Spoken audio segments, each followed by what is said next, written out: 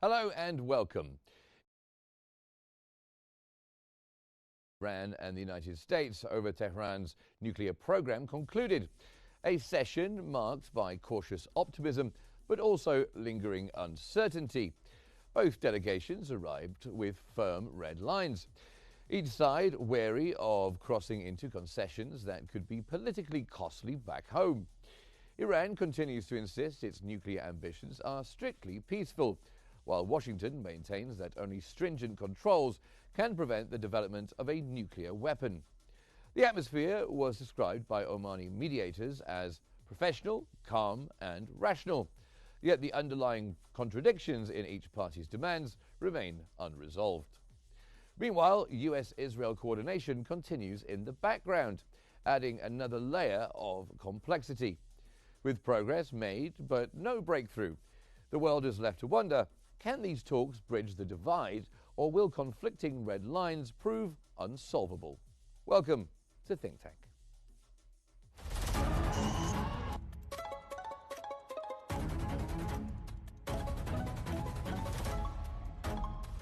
Our world is becoming unhinged.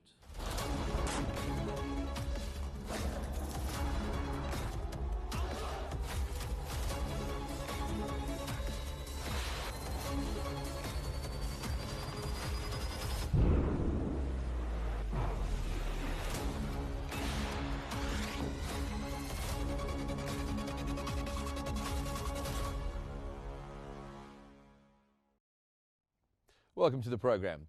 A recent opinion piece in The Hill warns against military escalation with Iran, drawing stark lessons from Saddam Hussein's failed war in 1980.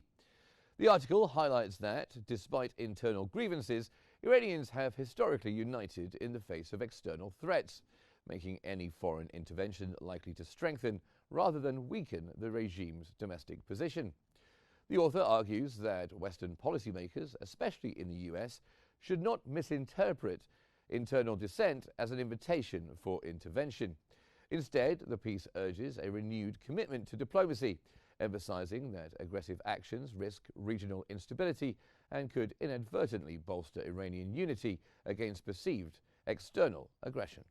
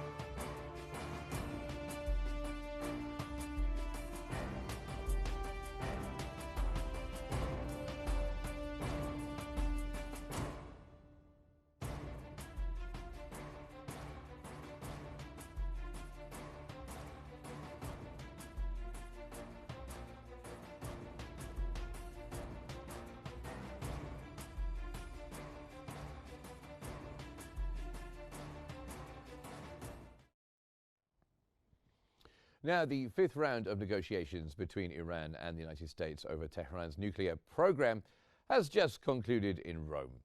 While some progress was achieved, both sides remain at odds over fundamental issues, particularly Iran's uranium enrichment activities and the US demand for guarantees that Iran will not develop nuclear weapons. Mediated by Oman, the talks unfolded in a tense manner, with Washington's coordination with Israel adding another layer of complexity to the diplomatic puzzle. To unpack the latest developments and explore the broader implications, we are joined by two distinguished guests. Dr. Ashraf Singer is a world politics analyst, and Ali Ataf is a researcher at the Egyptian Center for Strategic Studies, both joining me from Cairo. Dr. Singer, I'll start with you. The US continues to insist on these strict limits on Iran's nuclear program. How firm do you think the US position is? And do you think there's any room for flexibility? I think the future can tell us there should be move toward flexibility. In other words, both United States and Iran really need to get that deal done. I understand the position of Donald Trump, that is, he really need to get something is more advanced in his favor than Barack Obama era. In other words, what he really proposed that Iran really rejected completely, that zero enrichment of the uranium. In other words, they were closed into 2015 to give Iran, like that acceptance, or give Iran that kind of agreement, can really reach to 3.67 for civilian purpose.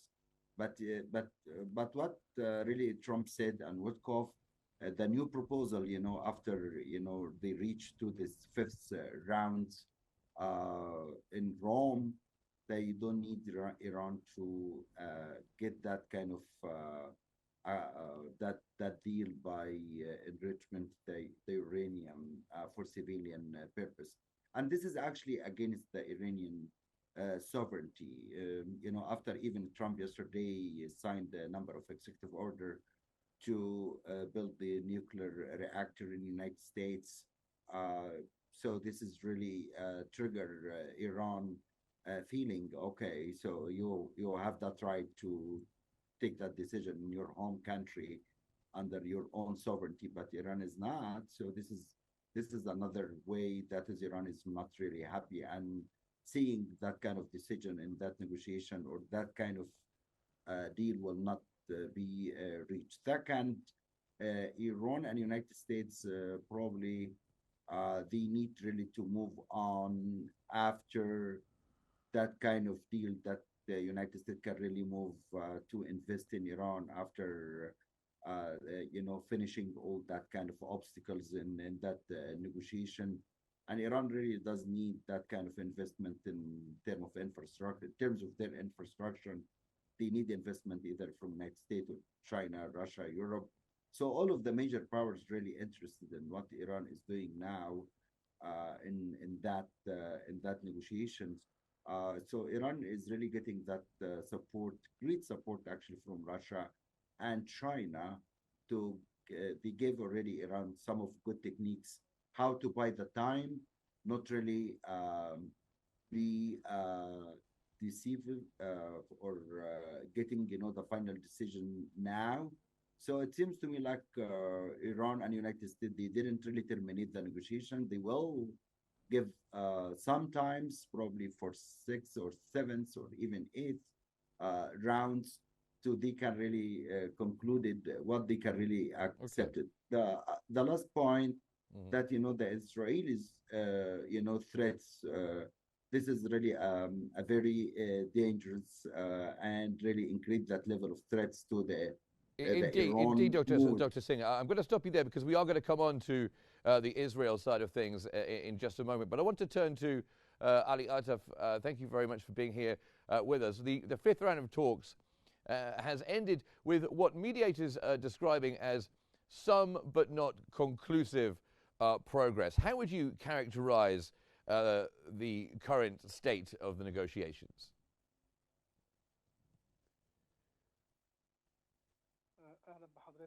Greetings to you and your distinguished guest. The fifth round has concluded between Iran and the US in Rome. In fact, that led to indecisive result, and even wasn't expected before the fifth round. The result isn't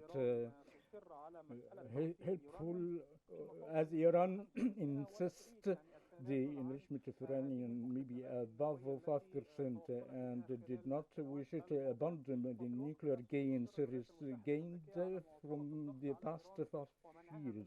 And in the meantime, the pressure in with respect to the uranium enrichment. The fifth round, in fact, it led some indicators that unoptimistic, expressed by the foreign minister of Iran, Rakshi, as described as complicated, and even the Omani foreign minister Badr al-Asimi infirmed at this point that it wasn't indecisive, and this round signals an unpositive indicator with respect to both parties. In the meantime,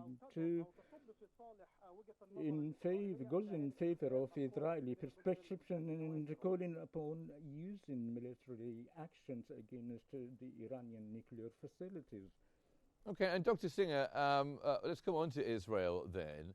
What role do you think this US-Israel coordination is playing? Of course, they had talks at the talks off to the side, which I'm not sure was very helpful. How do you read the situation, and how is Trump balancing this pressure from Israel? This is a very good question. That is, the national security of President Trump.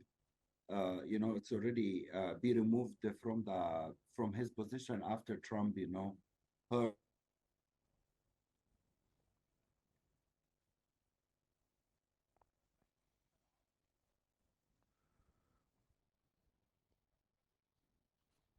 Okay, we've just lost Dr. Singer for a moment, so I'll come back to you, Ali Attaf, for the time being. What would you say are the main red lines for Iran in these negotiations?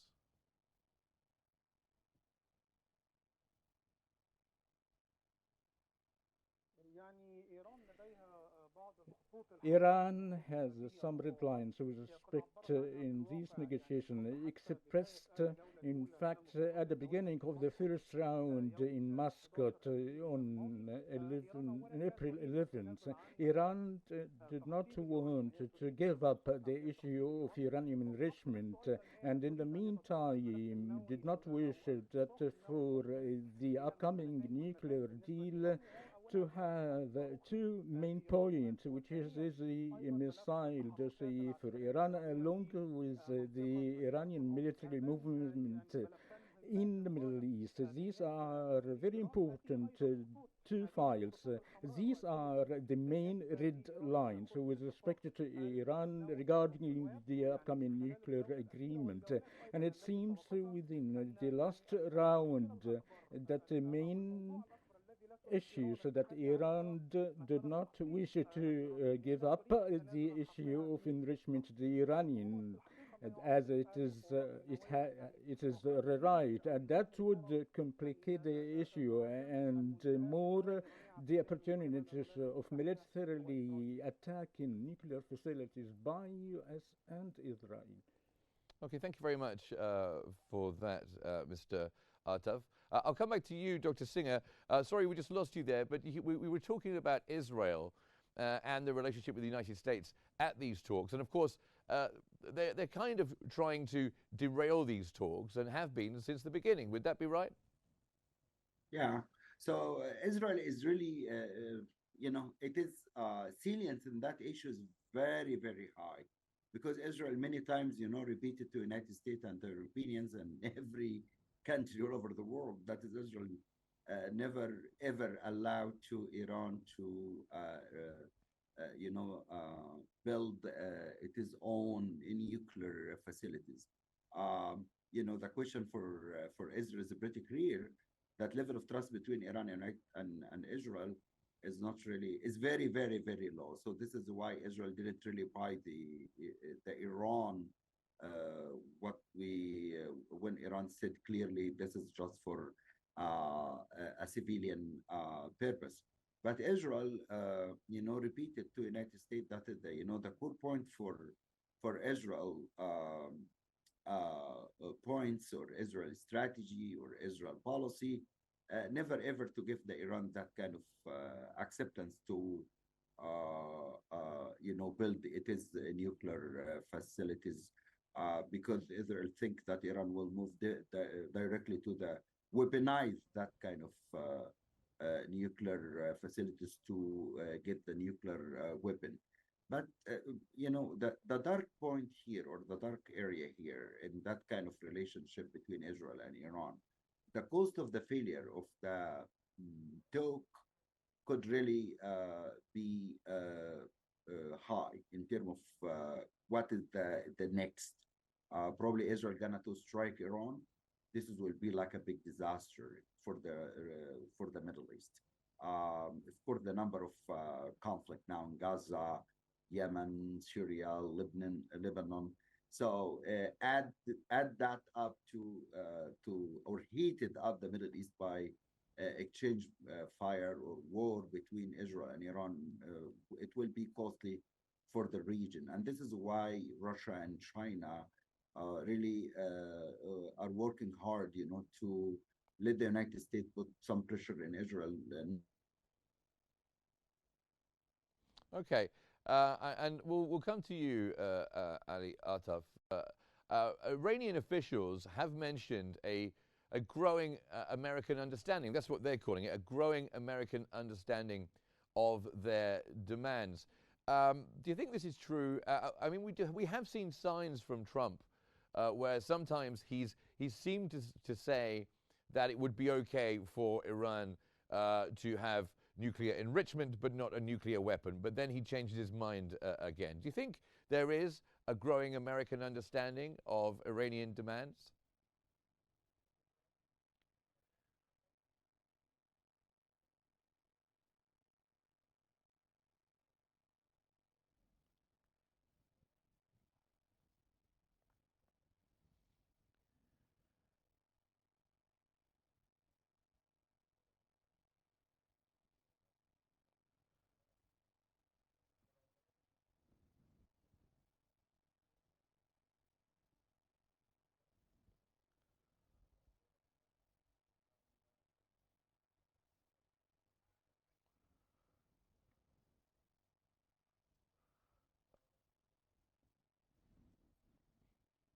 Okay, well, I'll bring in Dr. Singer, who I believe is back with us now. How does the current U.S. administration balance its Middle East priorities, would you say, with its other global challenges? Of course, it has challenges with the Russia-Ukraine conflict. It has problems, of course, with China. How does it balance the two? And how much of a priority is the Middle East to the United States? Yeah, Middle East now for the United States is a very crucial region now. Not really as we heard in the during the presidential campaign in the United States. It seems to me like probably the role of Israel, securing Israel is really important for the Israel for the Americans policymakers. And what happening now? What is happening now? That is United States really moving to support Israel, and this is why Witkoff, left the negotiations and he did exit from completing that negotiations with Iran, and this is really I would say this is like one of the Witkoff techniques, showing that is they are not really accepting that proposal by the Iranians, but United States understand clearly that is Middle East now is a very important, because if United States really didn't really make that fair and balance for the other countries, concerned like Iran's and Egypt and Saudi Arabia and all the major powers in the Middle East, this is can really open window and doors for the Chinese and Russians, to replacing the United States dominant role that was established, back to 1956. I don't think United States can really sell that investment with the Middle East in that movement that Israel needs really to attack Iran, and if it's Israel attacked Iran, this is will increase that level of isolation of United States, and we don't know if China already, it is presence in the Middle East is pretty high. So we don't know if that kind of escalations, that type of tensions and China will, I'm sure, based on my readings, that China, as China supported Pakistan in the last conflict with India, I'm sure that certainly that China will support Iran as China supported Russia.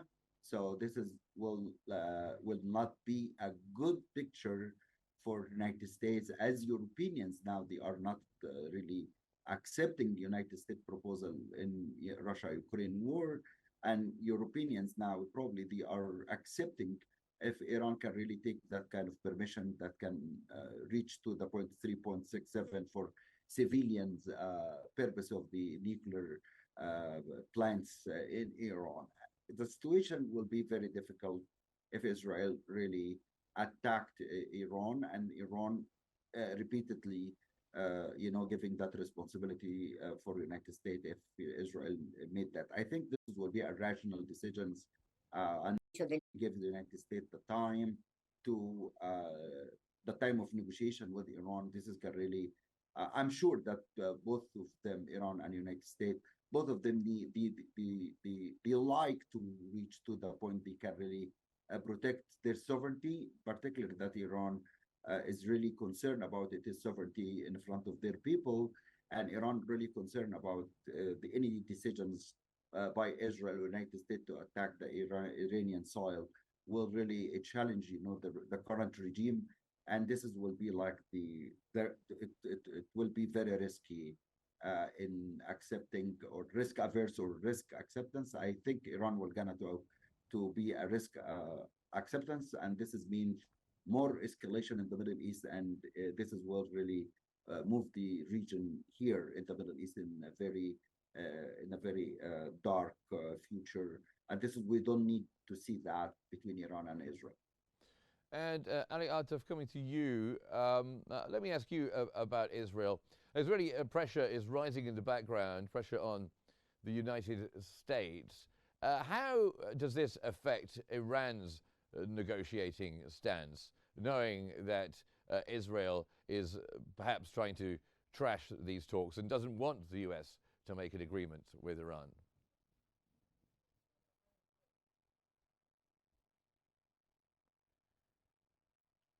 Reach that agreement with Iran. So this is can really create like a threat to Netanyahu by himself, not really to the Israel. So this is basically the public opinion in Israel now, and they are really reflecting their point of view about Netanyahu policy either in Gaza or increasing that level of escalation or escalating with Iran. Most of the Israelis they don't buy that position of Netanyahu now, but of course, Netanyahu is not happy if the United States can really reach to the deal with Iran. This will reduce the credibility of Netanyahu inside Israel, and this is why Netanyahu is pretty aggressive in terms of to put too much pressure in Washington D.C. using some of his tools with the Israel lobby to trying, to change Trump mind. But by the end, based on what really I can really give that perspective for future, that United States and Iran definitely will reach to that deal where Iran can really get that, civilians. Okay. I'm sorry to break in there, Dr. Singh. I just wanted to put that question to Ali Ataf as well. What do you think the Iranian negotiating stance, or how it would be affected by the situation with Israel and these talks?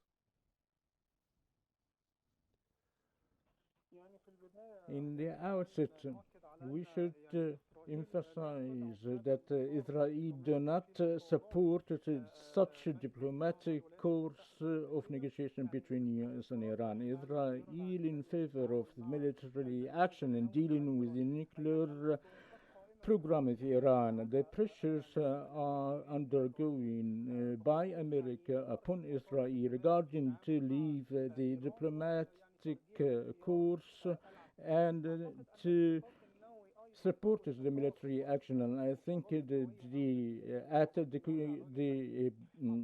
result of the Iranian and U.S. negotiations will be constitute a very important factor regarding into the Israeli-Iranian conflict. Whereas if Iran and US have reached the nuclear program, to think it that the military actions will be minimized somehow, and the Iranian movement and to the point of peaceful vis-à-vis the military actions, and this will reflect the future of the Israeli-Iranian conflict. On the other hand, if there is US-Iran never reach an agreement, I think that the future of Iranian-Israeli conflict will be worsened compared to the previous or now. And I think the matter will be worse if the both parties engaged in vast military clashes or direct military action between Iran and Israel, whereas both sides were engaged in such direct courses since April last year, when both sides clashed each other. And I think the result of negotiations will be constituted a very important factor regarding the future of the conflict between Iran and Israel. And I think within these times it is most importantly that the Israeli factor will be decisive regarding the interaction between Iran and US, as Iran's insistence of Iranian enrichment, I think, would lead to the failure of negotiations, will be in favor of the Israeli perception calling upon using military actions upon the nuclear Iranian program. Well, thank you very much, both of you, for joining me here on the program. Thank you for your insights. Ali Altaf, a researcher at the Egyptian Center for Strategic Studies, and Dr. Ashraf Singer, who is a world politics analyst. Thank you very much indeed. So as the fifth round closes with progress but no solution, the stakes remain high. That concludes today's episode of Think Tank, and we'll continue to follow every development. Thanks for watching, and stay tuned for more updates here on Q News.